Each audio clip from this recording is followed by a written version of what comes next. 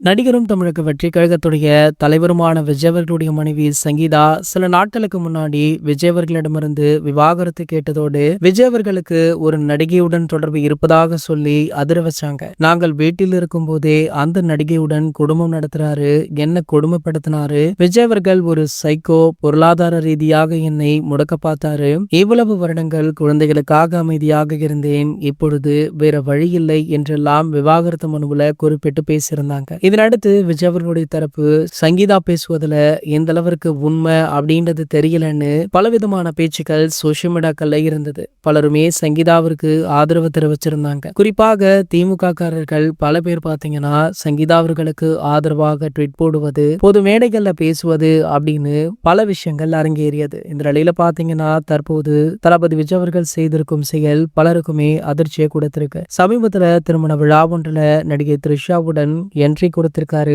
So அது மட்டுமல்லாமல் நடிகை த்ரிஷா அவர்களுமே தாவேகா கட்சியில இணைய இருக்காங்களா. த்ரிஷா அவர்கள் ஒரு சில ஆண்டுகளுக்கு முன்பு கொடுத்த பேட்டி ஒன்றுல விஜய் அவர்களும் நாங்களும் நல்ல நண்பர்கள், அவருக்கு நான் ஒரு நல்ல வெல்விஷர் அப்படின்னு சொல்லியிருந்தாங்க. உண்மையிலேயே இவங்க நண்பர்கள் தானா, இல்ல த்ரிஷா அவர்களை விஜய் அவர்கள் திருமணம் செய்து கொள்ள உள்ளாரா அப்படின்னு பலவிதமான கேள்விகளுமே சோசியல் மீடியாக்கள்ல போய்கொண்டிருக்கு. இன்னொரு பக்கம் தமிழக வெற்றி கழகத்துல மிக முக்கிய பொறுப்பை தளபதி விஜய் அவர்கள் த்ரிஷா அவர்களுக்கு வழங்க உள்ளார் அப்படின்ற செய்தியுமே வைரலா போயிட்டு இருக்கு. இந்த சம்பவம் பத்தி உங்களுடைய கருத்து என்ன அப்படின்றத கீழே உள்ள கமெண்ட் செக்ஷன்ல கமெண்ட் பண்ணிட்டு நம்மளுடைய சேனலை மறக்காம சப்ஸ்கிரைப் பண்ணிக்கோங்க.